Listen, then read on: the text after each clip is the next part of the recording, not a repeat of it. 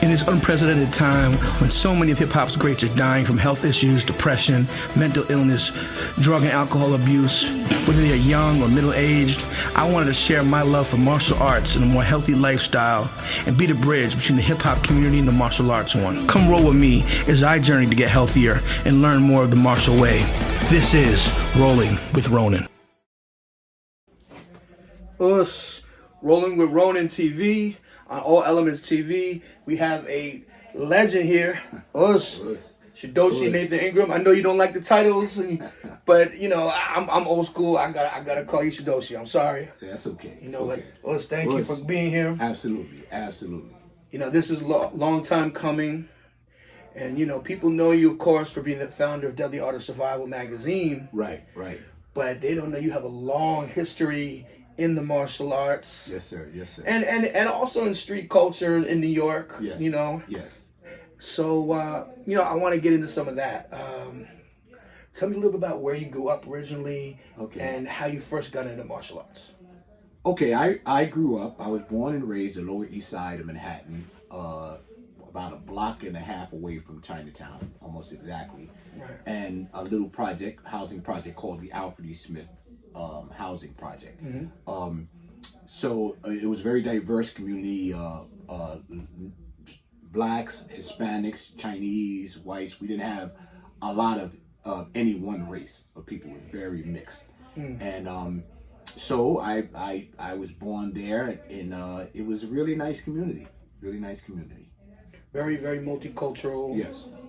A lot of Jews too, right? Just about Jewish folk. Yeah, Lower East Side of Manhattan. Of course.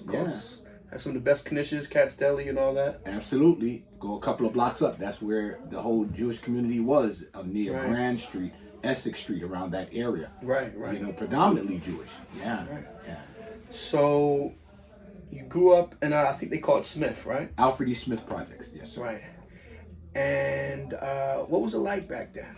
How's it changed, you know, from then to now? Oh, it changed a lot. Technology, of course, but beyond that. But beyond technology, people were a lot friendlier, a lot more family oriented. You respected adults a lot more. It was yes ma'am, no sir, thank you. You know, you looked out for people, parents. You did not disrespect people, parents. I mean, the whole neighborhood come down on you.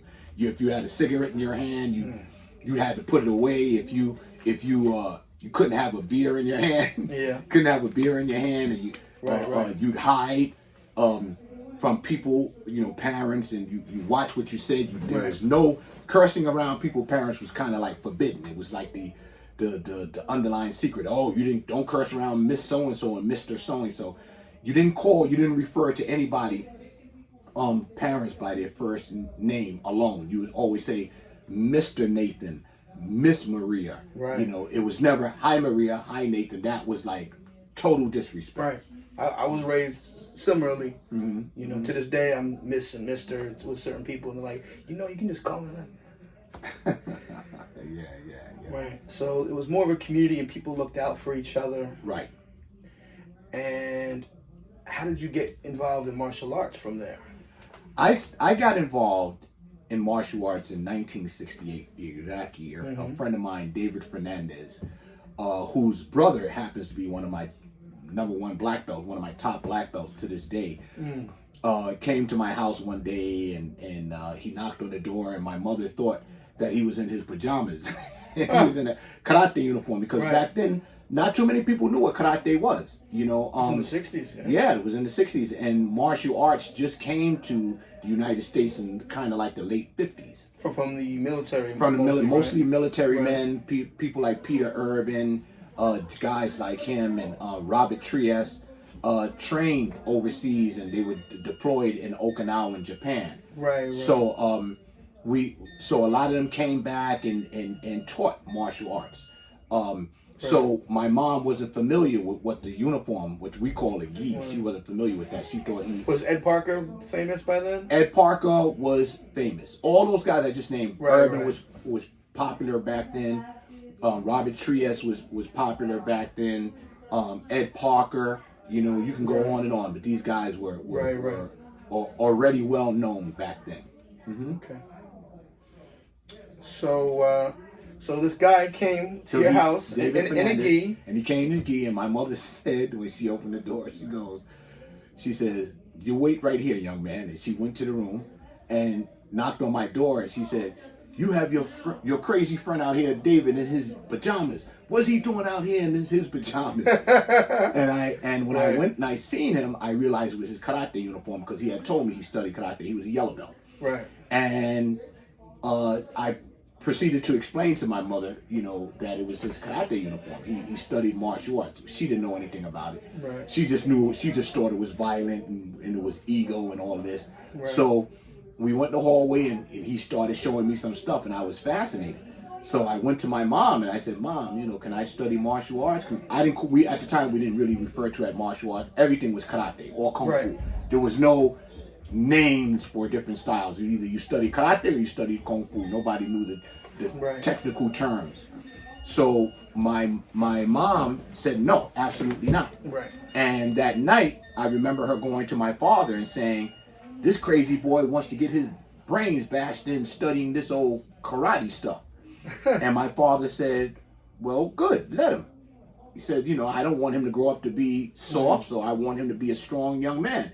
Right. And because of my father's blessing, I went with David that Monday, because it was a Saturday when he came to the school. Came to my house. So that Monday he brought me to the school, and at the Educational Alliance, which was on East Broadway, right outside of Chinatown, maybe about 6-7 blocks up from Chinatown, and that's where I met my first instructor, Angel Crespo. And it's a long story about that. I actually went there and I had a fake karate uniform, fake belt, and I had dyed it green, and the dye of the belt went all over my gi, was all in my mother's bathtub. Oh no. Yeah, and back then you can get a pack of dye for 15 cents. Right. And it wind up. You didn't want to go with the white belt, huh? I didn't want to go with the white belt because I felt, it made me look tougher, and that's what I thought in my head. But I wind up having to pay the price. My instructor made me take it off, and he embarrassed me, and he said, "You come back here with a white belt, young man." And I did, and I started studying with him, and that's how my career began. And what system of karate was it? He was strictly Shotokan. Okay. He didn't study anything else. He was strictly traditional Shotokan karate. Right. And really hard training. Back then, it wasn't like it is now, where you had no TVs, no cell phones, no computers. You had nothing else to do but train. Whatever you got into, you just got into it. If you played basketball, you played basketball 12 hours, 10 hours a day. Whatever you did it a long period of time and really hard. So, we trained very hard, brutally hard. And Makawara and all that. Oh man. Yeah. So show your knuckles to the camera one time. Still the conditioning. But show him. You gotta see. This is regular knuckles. It ain't nothing. And see the difference? Oh my God. Yeah. I still do my training. Push-ups on the knuckles and everything. I still do my training. Do my training. I don't try to outdo anybody. I just do what this old man can do. You do a lot, stop. So you were doing Shotokan for years, and how did you get involved with the I think the Royal Javelins and Go Shadows and study Kung Fu and Jiu Jitsu? How did all this? Well, let me just say this. I started with Shotokan first in 1968. I went from with my instructor from 1968 to 1971 when I got my advanced brown belt. I trained really hard to get my advanced brown belt. I wasn't the most talented student.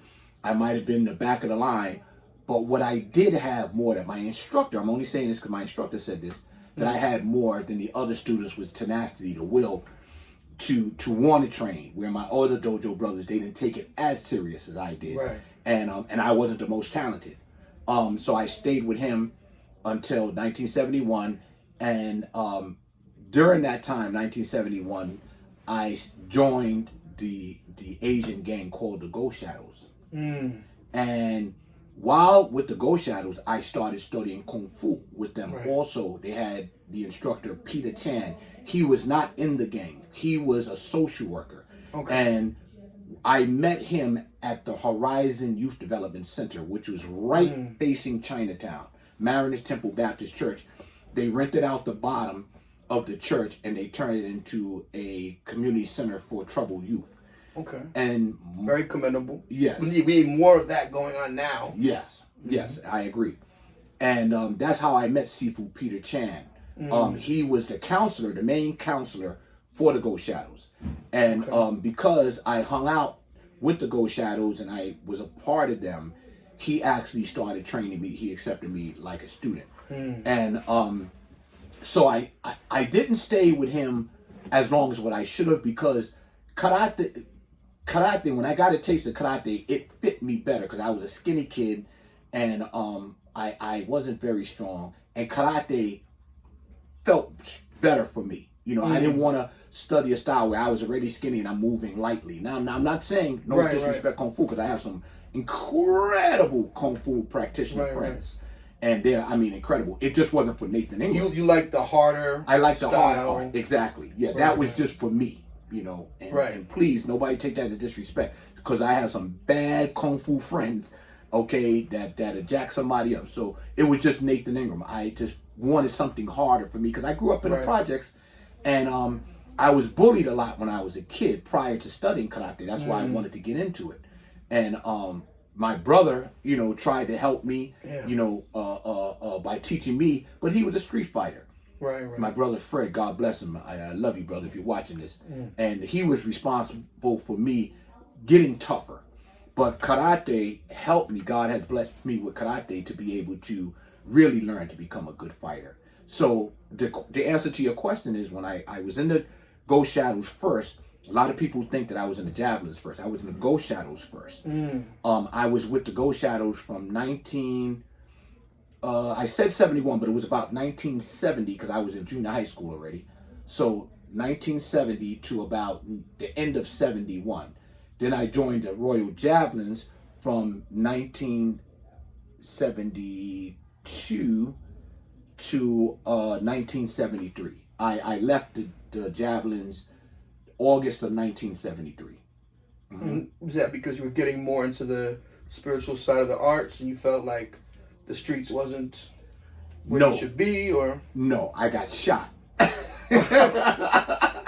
I got shot in a gang fight, being warned not to go on the gang's territory, and because I thought I can fight and I was tough and I had a reputation, you know, nobody's going to stop me, and I got shot. And that changed my whole life, taking that bullet. And where did it hit you? What part of the It hit me in the back of the leg, the upper part of the leg, and the lower thigh. It hit me, and that was a nightmare. The exact day, I'll never forget that day. July 2nd, 1973. Actually, I still have the newspaper article about it. Yeah, I still have the newspaper article. And how was the healing process for that and getting back to training? Because I was young, I was able to recover very fast. However, it did take its toll on me later on, because I still had some pellets in me. Oh, the shrapnel. Because it was a shotgun blast, and I got hit with the bulk of the shotgun blast. However, it changed me, because then I realized, sitting in the hospital, I remember when my mom came in to visit, she had asked the doctor, where did he get it? And the doctor said, well, he got it in the leg. And she said, I wished he would have got it in the head. And I heard my mom say that. Wow. And then, and I realized how much problems I was giving her. She was that upset with your lifestyle. She was very upset. And I felt horrible that my mom would say that. And it wasn't her fault. I was just being a complete bad boy, you know. And once that happened, I took a couple of weeks we kept having gang fights, and then one day I just woke up and I said, you know what, I'm not going to do this no more. And I turned in my colors. Back then you wore like the motorcycle jacket, right? the vest. Yeah. And I turned in my colors, and I remember during that. Now the whole time I was in gangs, I was training in karate. Right.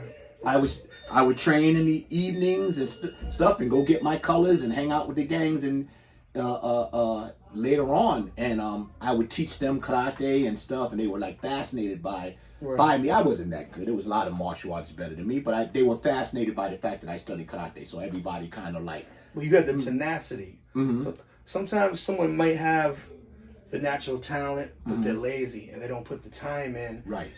So you have people like, you look at football, Tom Brady. He wasn't naturally as gifted as other quarterbacks, but he put in the work to get there.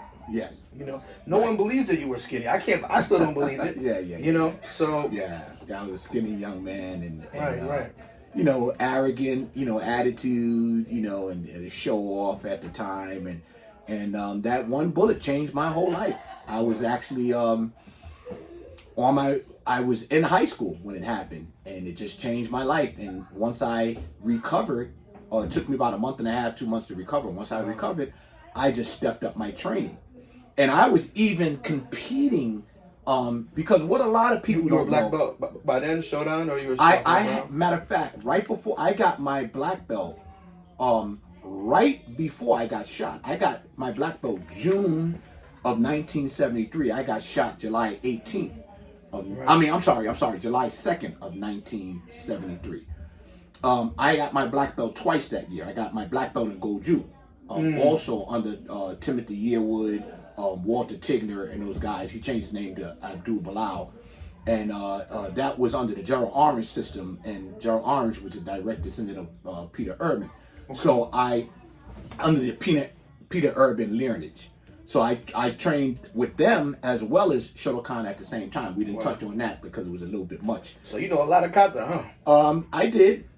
Yeah. I did kata a lot, traditional kata. I wasn't a big fan later on of traditional kata, so I kind of, did my own thing, and a lot of people, had criticized it at the time, but my students were winning. I never competed in kata. I liked fighting. I was a natural fighter. You cared more for the sparring I side? cared more for the fighting. I started fighting bare knuckle when I was, I think it's the end of 71. A lot of people didn't know, because in Chinatown during that time, there was a lot of underground bare knuckle stuff going on. Right. And I used to promote bare knuckle. What was that one that was very famous? I know Professor Walter Evans competed in. No, that wasn't bare knuckle. That was full contact. I competed in that too. I actually lost in there. Walter Evans is a good guy. Shout out to Walter Evans.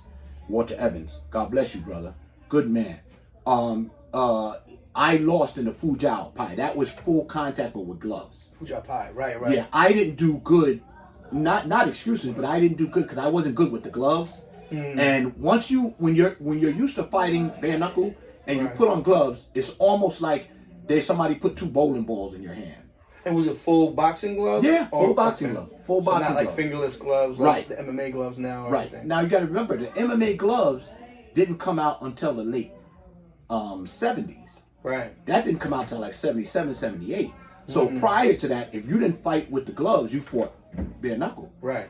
And a lot of people had, they kept saying. Now remember, back then we didn't run around with cell phones. Now you had some guys that had people, I don't know how they did it, come and take pictures with big old crazy cameras or footage. Well, they probably had a photographer friend or something. Yeah.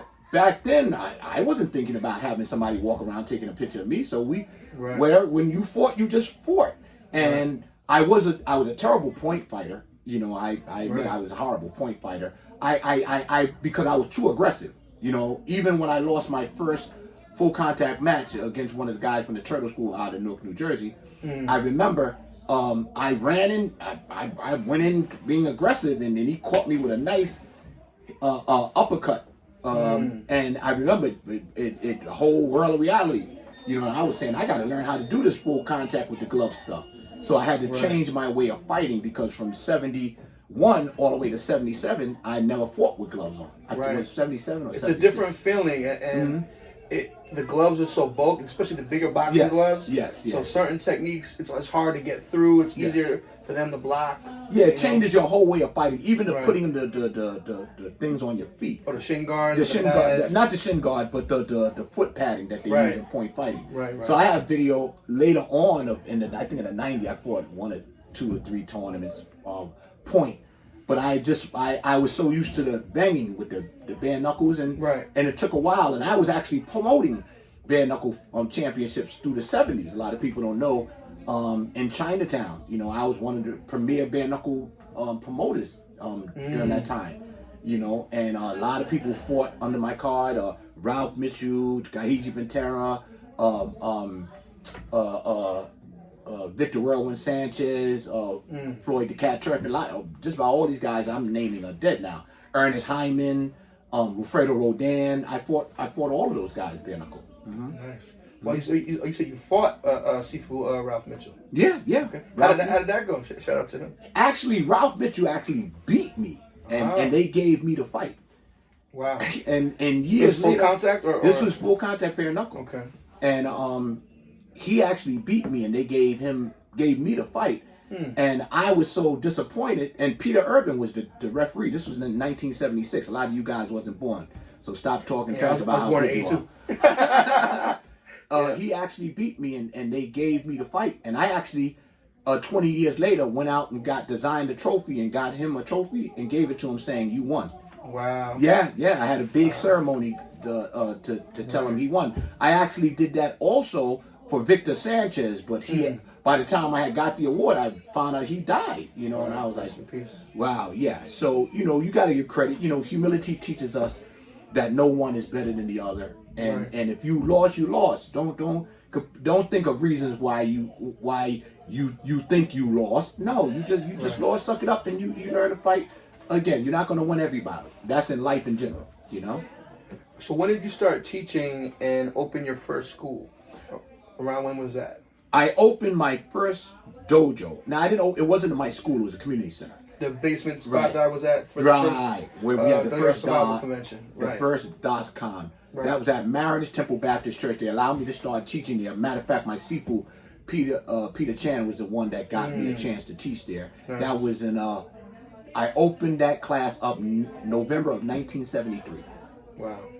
November 1973. That's when I opened it up with 50 students, the first class, and it stayed within 50 to 60, 70 students for years. You know, and that's how I was able to teach so many people in that area. And you weren't even charging really at that time, Not right? 10 cents. Wow. So if they donated $1 for equipment, I never used. Prior to me opening up my big school, I had a few schools. I had 4 schools actually. Right. Prior to me opening up the biggest school, the biggest school in Chinatown, literally wasn't just the biggest school. My biggest school was the biggest school in Chinatown. Right. Prior to me opening that particular school, I didn't charge. You know, if we collect dues, it was for equipment. We would take the money and buy equipment for the kids. I would pay for their tournaments. Right. And you're talking about a lot of kids. Right. We would give free tournaments. I would give free events. Save the Children. That was an event that I would invite drug dealers in the community to come and support and bring money and support the kids and buy them equipment and things. Right. Do something good with the illegal gains you've gotten, right? Yeah, absolutely. Absolutely. Right. I did that. I did, it was called Save the Children. I started that back in 1975, I believe. Right. And then it went on all the way until the early 2000s. Nice. And then it was a free tournament. Kids didn't have to pay for anything, so I did that for years. We didn't do it every year, but we did it quite a few times. And then I did martial arts. What was the name of it? Martial arts comes to the ghetto. We did that in the early 1970s, and then we did martial arts against drugs during the 90s. And that was to get the drug dealers to be able to bring their money and instead of poisoning the community to help the community. Right. You know? Right. I'm a firm believer in the more children we have in martial arts, especially a good school with that discipline, they'll grow up to be better citizens, better members of their community. Yes. So I really encourage everyone to train children especially, but even people who are older who come to the arts. It's helped me a great deal. Yes, you know? yes. Right. Yes, and many instructors I know, had it not been for God blessing us, now forget it, because we put ourselves first, and we as instructors got to stop doing that, because there's always a reason for what we've done and where we came from, and it's not about us all the time. God has blessed us to be able to do what we do, and He has kept us, because a lot of us are up there in age now, and it was only God that helped us to persevere and be strong, because a lot of us were fighting in our community, you know, and the drug dealers didn't want us because we taking the young kids off the street that could have been the ones that they were using as their soldiers, right? You know, and I can name instructors like Abdul Mutaka Bear and Queens, right? Oh man, the stuff you went through out there is crazy. Oh man, and there's so many. He did a phenomenal job in the community against all odds. Right. You know, you have Samuel McGee and you have Lamar Thornton. You know, you got guys that grew up right in the pit of hell, and decided, listen, we don't want to have nothing to do with drugs. We just want to help the kids have a place that they can come, a sanctuary where they can they have somebody who cares for them and want to train them and help them to steer them in the right direction. Right. You know, so a lot of people always say to me on Facebook, or they inbox me, oh, we so proud of you. And I said, listen, don't be proud of me. There's so many guys that's doing what we do. They just don't get the recognition. Right. Thus the magazine, Deadly Art of Survival. Right. You understand? That's why I came up with that name. A lot of people don't know I came up with that name in 1974, Deadly Art of Survival. God bless the dead. Me and one of my black belts who helped me put it together, Freddie Rivera, God bless him. God bless. And it was all about the deadly art of survival, deadly in the way we fight, you know, the art and the beauty in which we fought, and survival for what we're trying to do. The literal definition of survival is to outlive, you know, your adversary, your opponent. Right. You understand? And that's how we came up with that name, watching some of my students going in and out of gangs, and I got tired. And I just said, you know, this is a deadly art that we're in, and we have to use it constructively, and it's beautiful, but I know they're out here to survive, but they're doing it wrong. That's how I came up with that name. Mm-hmm. Right. So how did you meet Charlie Ahearn? Because I know you, before he did Wildstyle, the seminal hip hop movie. Yeah. He did a movie with you, where you were the main character, which I've seen. Yes, which was called garbage. Deadly Art of Survival. Yes, garbage. Don't even buy the movie. You can watch it for free on YouTube if you want to check it out. Don't look at it. It was horrible.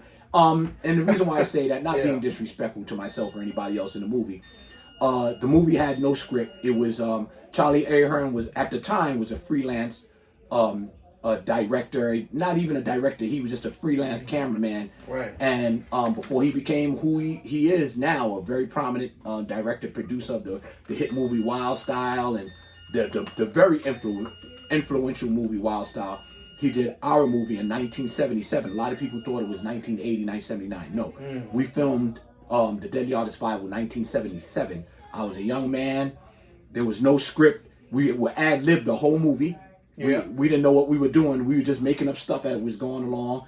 The fight scenes was not choreographed. We didn't know what we were doing. So it was pretty much a mess. However, with that being said, I'm so grateful that we did it, because had it not been for that name, there would be no magazine.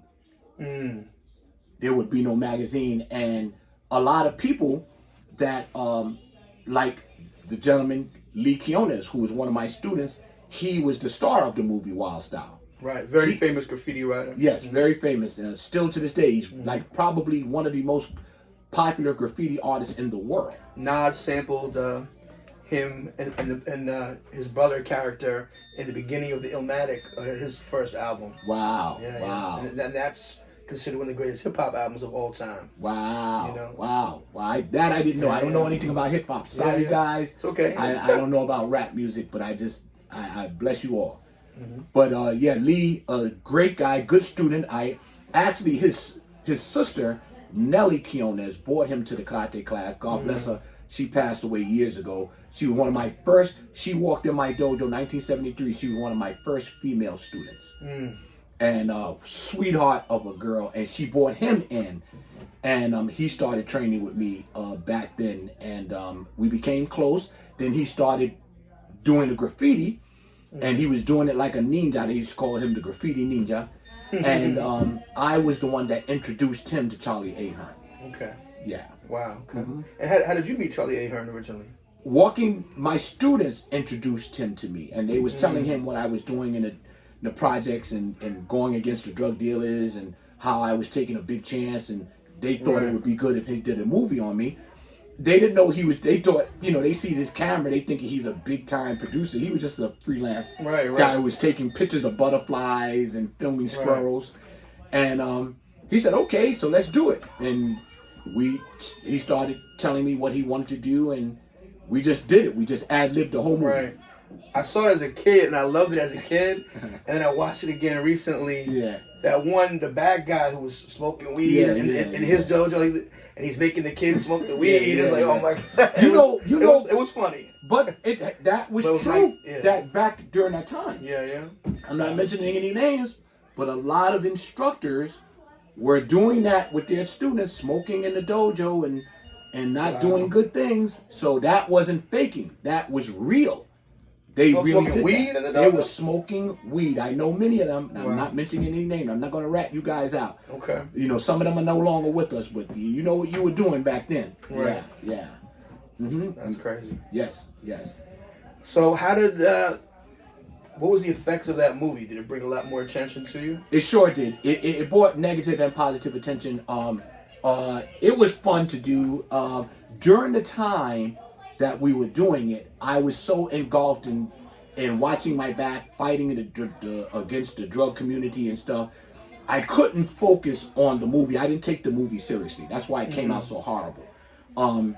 And I was doing so many things at that time that did not involve the movie that I couldn't focus. Had I did it during the 80s and the 90s, it would have came out a lot better. Because he was trying to put me as, it's kind of crazy, he didn't want me to be seen as a martial artist per se. He wanted me to be kind of like more like a hero in the community that people could identify. And his thoughts was, you can't let them just identify you as a martial artist. So a lot of things, a lot of my skills couldn't be shown.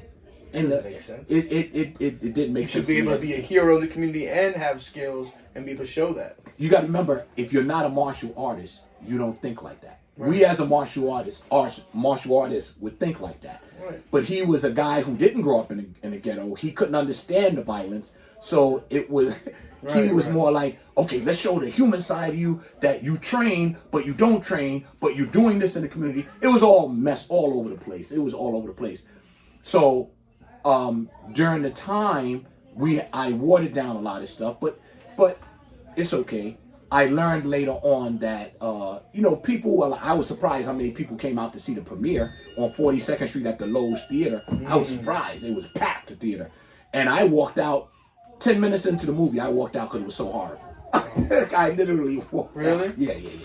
Wow. Yeah, I literally walked out. It came out, it debuted in 1979. And we filmed from 1977 to 1979. Mm-hmm. And from there, were you still competing in tournaments? I was stopping in 1979 because I had my son Nathan Jr. in 1978, and I had to work.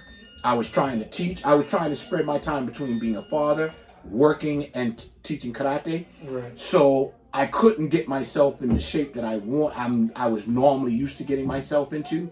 So I competed very heavy between 1971, 1977 was my best years for fighting and doing bare knuckle and promoting and stuff. And then I was doing the full contact, and then I did full contact between 1977, talking about with the gloves, time between 1976 and 1980, and then had my kids back to back, 1978, 79, 80.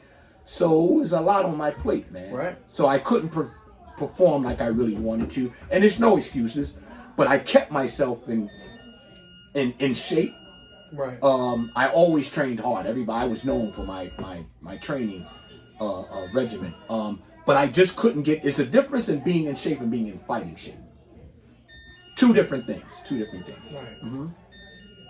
I've never been in fighting shape. I gotta get there. I gotta. There's a lot more to the story, and hopefully the next time we'll go into it. Okay. Mm-hmm. So when did you first get into doing security, bouncing, and all that? I know you have a lot of stories involved with that. Yeah, I started getting in security in 1979. The first club I worked at. I figured at the same time you started having kids. Yeah. I gotta get this money now. You had to get that money, exactly. Right. The Disco Inferno was the name of the club that I worked in, and that was the first club in 1979. The first bodyguard job or first security thing I did was for a guy named Nicky Bonds, who was a very had a big reputation for being a drug dealer, which I had no clue he was. Yeah, he was very famous. I had no clue who he was. I just said, listen, let me make this money. Beat up a couple of guys on the street, get your money? Sure, I'll take it. And I did a job for him, and I just found it strange that they had me go up in Harlem and beat up a guy and collect the money.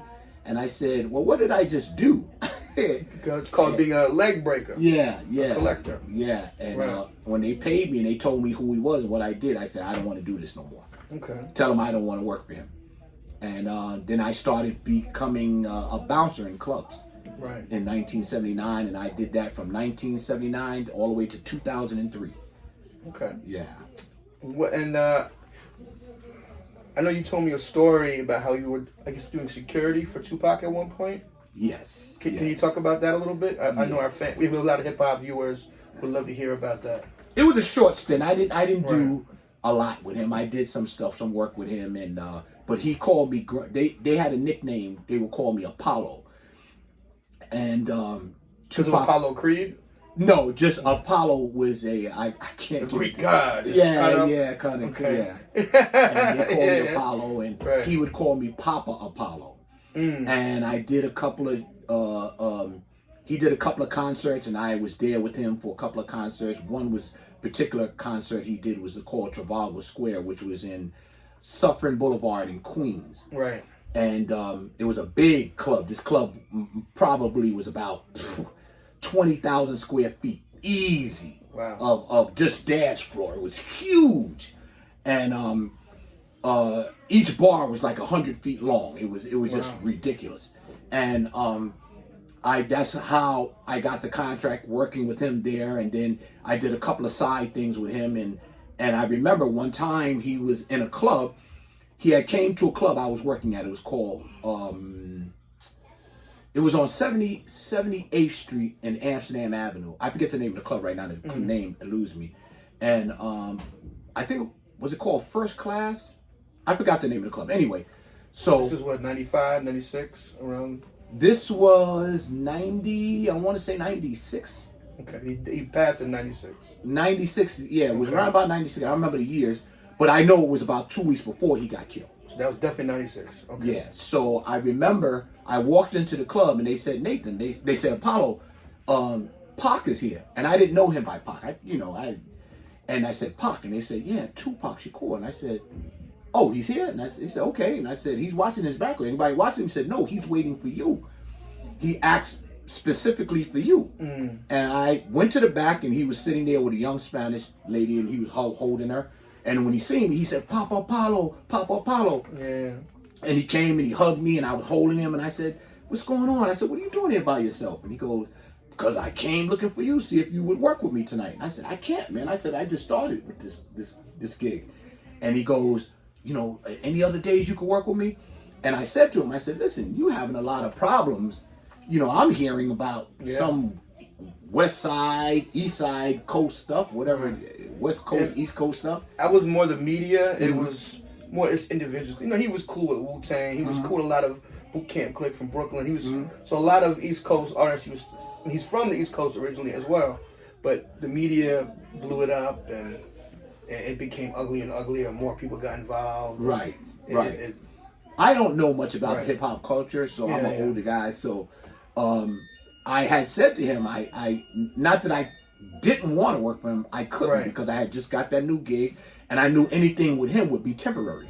Right. Because he was traveling from East Coast to West Coast, and I couldn't do that at the time because of my children. Right. And not only because of my children, but because of I had my own business doing bodyguard work. I was working in clubs. I was doing a little dancing. I was doing a little bit of everything back then. You're New York based. Yeah, I was New York based. I had karate school, the Federation. We were strong at that time. Right. And then I told him, I said, the last words I had with him, I said, listen, watch your back, man. I said, I love you, man, but you got to watch your back. Be careful. I said, this is all unnecessary. I said, you have a lot of money. What are you doing this for? Because I didn't understand the culture. I believe you said he got into something with someone and got aggressive with them, and you were kind of trying to calm him down Like this is too much. Like, what are you doing? Yes, exactly. And that really happened. And he hugged me and he said, "Yeah, I'm gonna watch my back." He said, "But I'm gonna be on the West Coast." He said, "But when I get back, I really could use you." Right. And I said, "Okay." And I hugged him and he hugged me, and that was the last time I seen him. And he got killed like 2 weeks later. Right. And unfortunately, the story goes is that he got involved in a fight that had nothing really to do with him, and blood crip stuff, and that's what happened. It was very unfortunate. We lost a great talent. Yeah, talented guy. Really nice guy. And I did a lot of them. I did DMX when he did his national tour, and I was out with him in Washington. And nice guys is just the entourage, it's the hangers-on, it's the guys that the wannabes, want to gain a reputation of being around these guys. These are the guys that were the problem, not the actual rappers. Every rapper that I had affiliated myself with in terms of working with, like, LL Cool J for a stint, and Ice Cube, and these guys were all nice guys. Now, guys like LL and Ice Cube, they didn't have a big entourage, but it was just the other ones that were doing more of the brazing rap. That's what I call it. Right. And they were the ones that.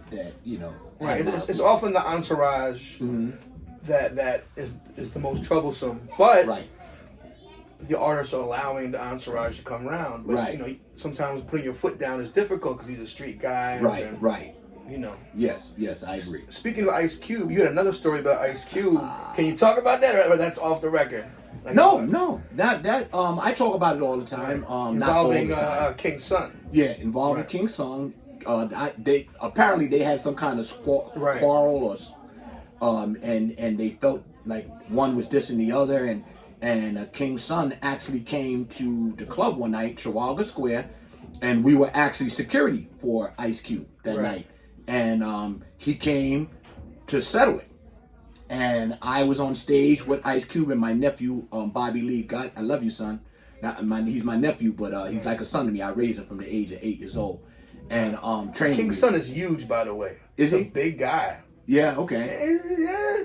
Okay. He's 6 foot something, big hands. I don't remember him. Yeah. Because big light skin. Big light skin guy. 5%er guy, body guy. Yeah. They compared him to Rakim and Kane, style wise. Okay. Very talented, but back then he was known for being a hothead, and he burned some bridges within the industry, which made it harder for him. But anyway, so he was there in the club. He had problems with Q. He had problems with Q. All this I found out later. I didn't know what was going on. I was just always that guy in security that I did my job. I was going to watch your back, you watch my back. I was going to stay focused. I wasn't running around rapping to all the ladies in the club. I wasn't doing that. I was zoned in on my job. And this particular night, I was up on stage. Stage was very high up. It might have been about maybe 5-6 feet up. And I'm looking down into the crowd, and I see him coming. He was in there with a hoodie on, and you see him walking by himself, which was unusual in that club. Because any hip-hop club, very rare does a person go alone. Right. They usually go with their boys or a few guys, and he was by himself. And he just looked very suspicious to me. I don't know how he caught my eyes. He looked very suspicious to me, and I'm looking at, and I said over the walkie-talkie, I said, I got one here. And I said to my nephew, I whispered to him, he was standing right next to me, I said, I'm going to go down. And I said, I think this guy might have something on him. I said, I'm going to go down off the stage and I'm going to confront him. And when I came down off the stage, I worked my way through the crowd. My nephew came down from the other side. And when I walked up on him, I kind of grabbed his jacket, opened it up, put my hand, it felt like it was a Glock, and held it to his waist and held him. And sure enough, we find out later on, he had a beef with Tupac. Right. I mean, with Ice Cube. Right. And he was. And he might have pulled out that night. He might have pulled out. Right. So, Ice Cube, you owe me, dude. You owe me. Wow. Shout out to Ice Cube. Probably don't even remember me. Speaking of hip hop, what other students have you had who have gone on to become popular in the hip hop community? I know True Life and some of his family from the Lower East Side, right? Not True Life himself, but True Life, his family. I don't know which family member, because I trained so many people. I trained thousands of people on the Lower East Side of Manhattan and in Chinatown, mainly Lower East Side. Yeah, mainly Chinatown. Mainly because that was my last school was there the longest, 18 years. That's why I had more Asian students during the end of my teaching time there in Chinatown. But prior to that, it was mostly Hispanics and blacks. And I don't remember because it was so many students that I had, but I know his family lived in my building. And actually his family did a mural of me on the side of a big community center that he had something to do with, which I love you, man. I love you for that, man. He's a good guy, man. Had some hard times. He should have been bigger than what he is by now. But he had some rough times, but God bless him, got him through it, and he's doing his thing. I haven't seen him, but I want him to know I love you, man. And so his family members, I don't know which ones it was, and if I said I did, I'd be lying. I don't want to do that, because a lot of stuff, people want to be, oh, that didn't happen, and a lot of stuff, it happened. Yeah, I don't care what you say, but yeah, he was his family members. I don't know which ones, but they were students of mine. Okay.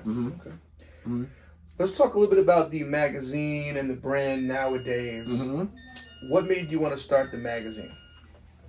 Very simple.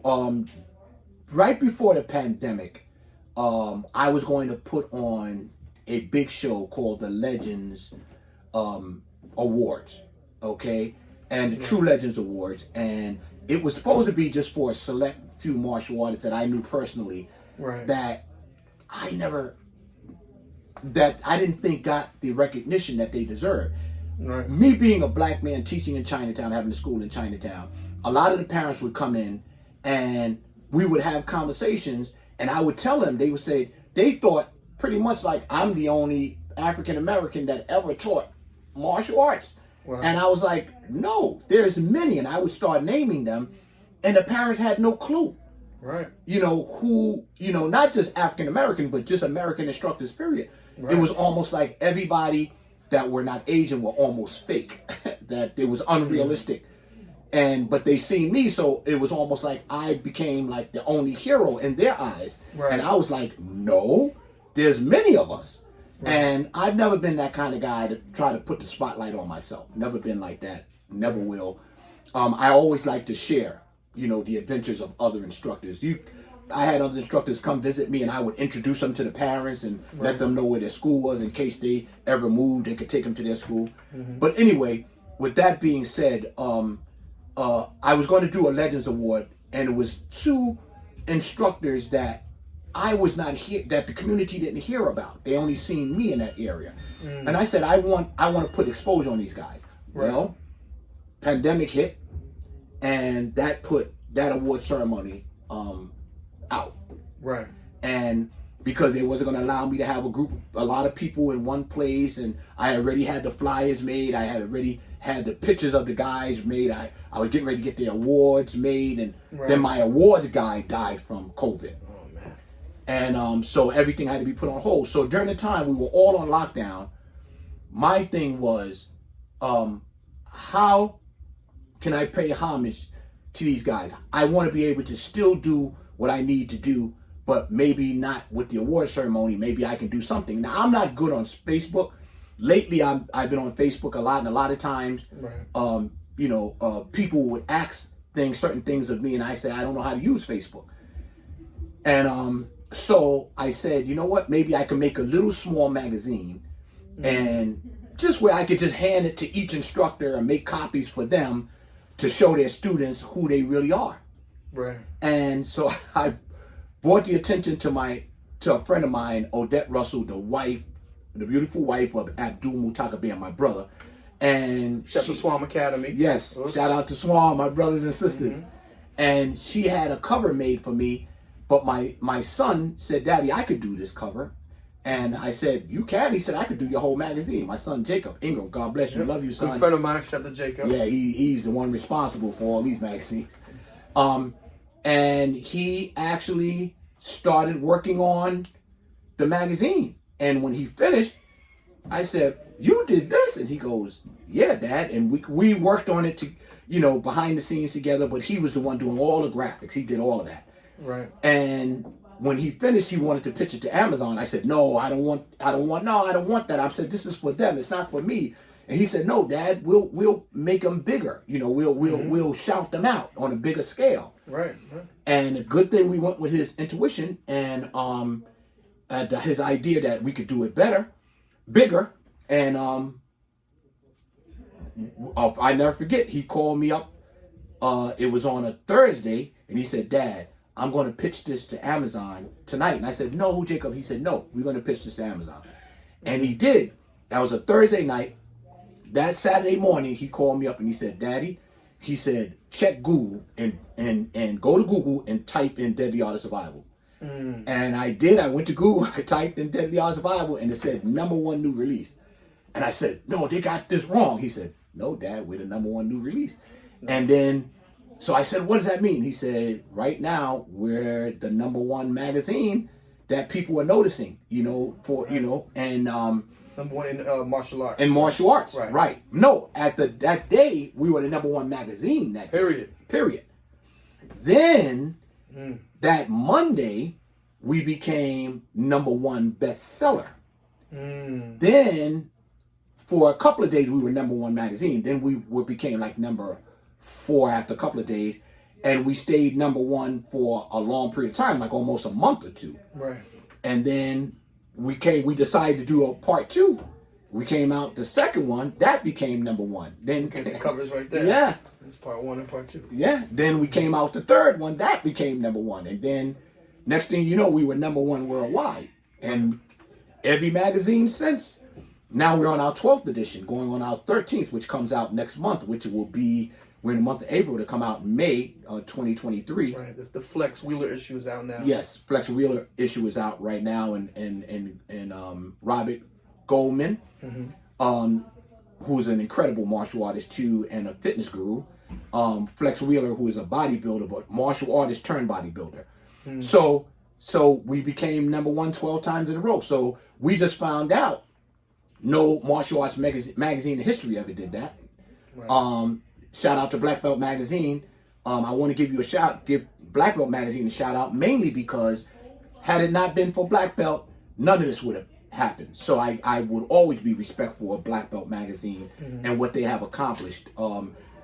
Just like Michael Jackson and you get Jay-Z and you get Beyonce, times change. People they like sneakers, they like Adidas, they like Nikes, listen, we all have something to bring to the table. Our magazine is a different concept. It's for legends. It's for people, the smaller people that you've never heard of, that have done so much in their communities. This is the purpose of the magazine, not to shout out, celebrities all the time and the big name. I'm not gonna name any names. You see Bruce Lee on the cover. Well, obviously I said I wasn't gonna say any names, but you see Bruce Lee on the cover of every magazine. Right. But you see guys that has done even more than what he has done. He lived to be 32 years old.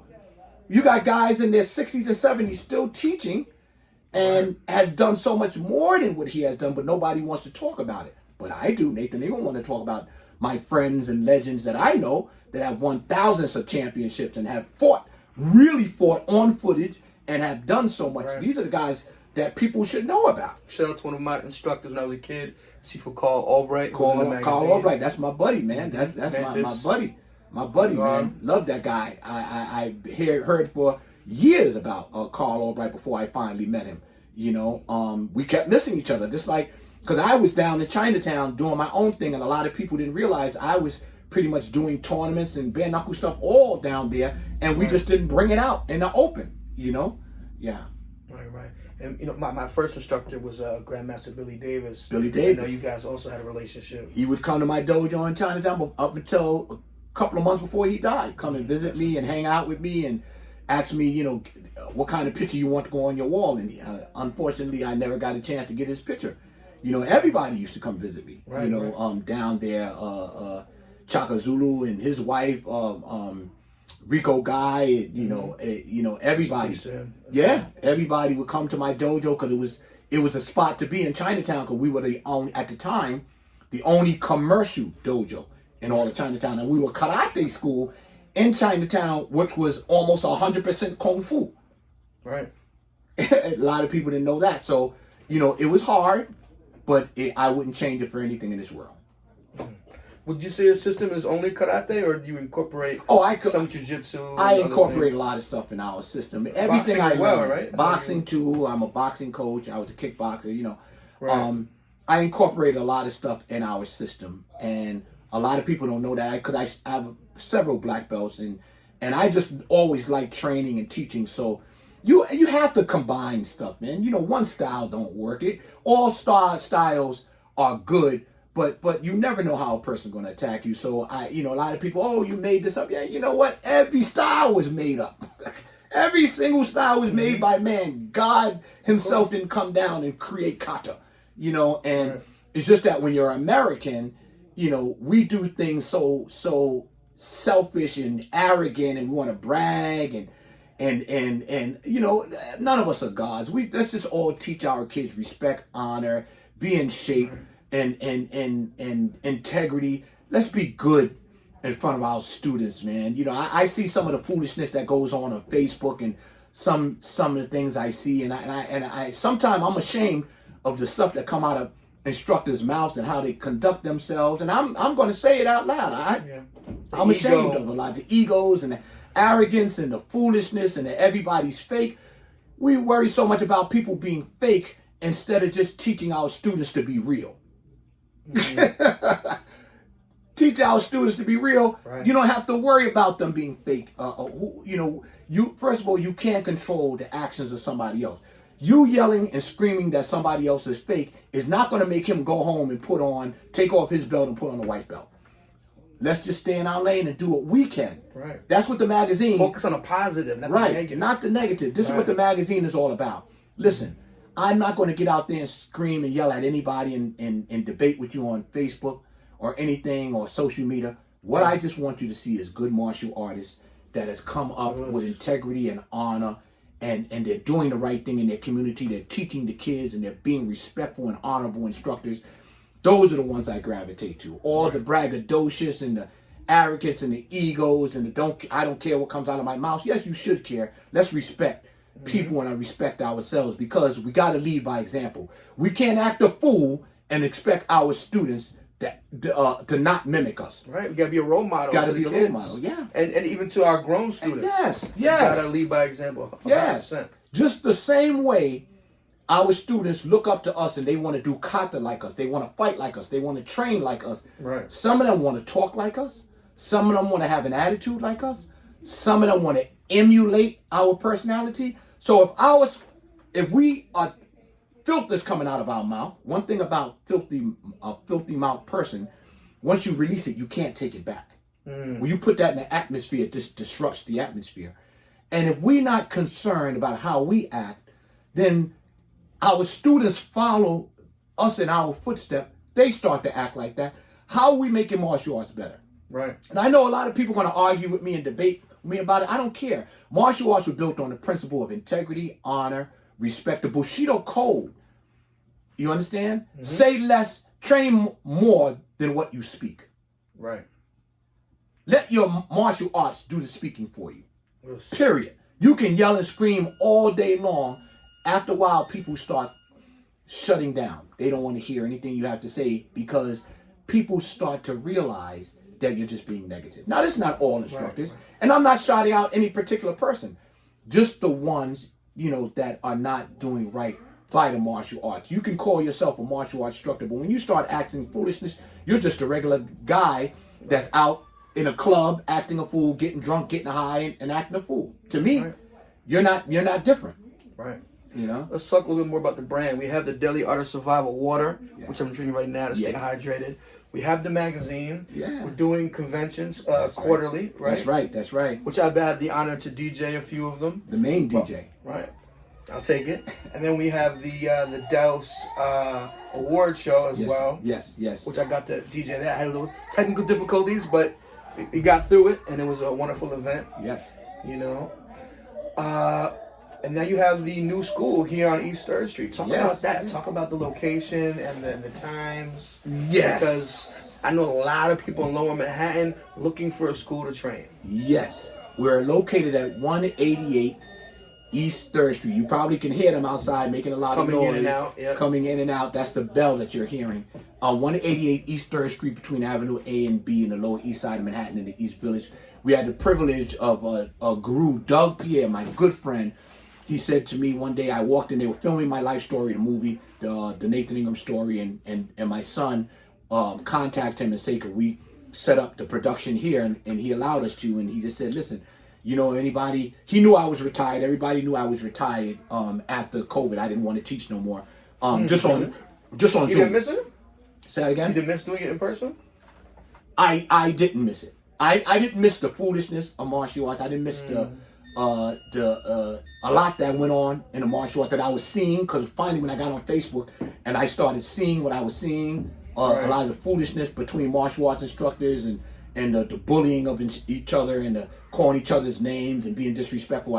I said, this is not, I don't want to be a part of this world, part of this stuff. And I said, it's time for me to retire, because whenever I start getting angry when I'm seeing stuff, it's time for me to just back away. Because I'm that kind of guy anyway. I feel like you need to stick with it. Be the role model for people to follow, for instructors and students to you know. Yeah, and a lot of instructors are. A lot of friends I have doing the right thing. I commend you guys for the job that some of you are doing. And you know who you are. You know that are. Shout out to my teacher, Grandmaster Bill. Bill McLeod, my man. He's doing an awesome job. And I was okay for class the other day. Wow, Woo! yeah, he's bad, brother. There's so many of them, man, that doing phenomenal work, man, that I'm so proud of. Yeah. You know? I don't have to get tapped out no more. I'm older. But yeah, shout out to them. And this, so Doug Pierre gave me the opportunity to come here and join into the school. And what we did was he teaches certain days and then I take over the rest of the days. And it was for him, you know, he asked me, you know, would you mind teaching here? And I said, you know what, let's do it. And then I got my spark back. Now we got students we have students coming in and stuff, and I'm able to train again and punch the walls and do my training and stuff, and it's a beautiful thing. It's a beautiful thing. So shout out to Doug Pierre for giving me a new life, giving me the opportunity. You see the office, you see we got our other office there. We do all the Deadly Art of Survival stuff here, transactions with the magazines and stuff. We do it from here. Shout out to Guru Doug Pierre. He's very well known for his stick work. Our niece, Kali, his knife work. Bad dude, man. Bad dude. Right. Well, I appreciate you for your time. I don't want to hold you up. It's okay. You know, we'll do a little training at a later date, and that'll be part of the episode. Sounds good. Thank you very much, Shidoshi. Bless you, and God bless you. Thank you, everybody, for watching. Love you guys. Thank you very much. Rolling with Ronin, Shidoshi Nathan Ingram. See you guys soon. Us.